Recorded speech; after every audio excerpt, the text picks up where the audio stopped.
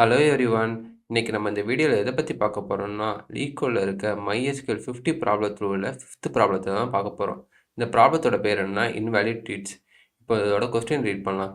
Right a solution to find the IDs of the invalid tweets. The tweet is invalid if the number of the characters used in the content of the tweet is strictly greater than 15.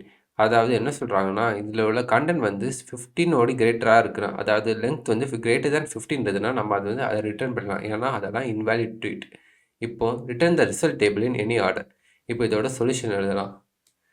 Select. இப்போ tweet ஐடியை வந்து நம்ம return பண்ணணும். எதெல்லாம் இன்வேலிடோ அதோட tweet ஐடியை return பண்ணணும். From. இப்போ இந்த டேபிள் பேர் என்னன்னா tweets.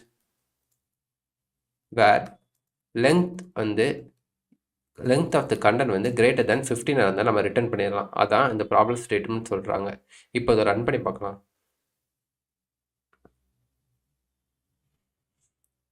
Thanks for watching this video.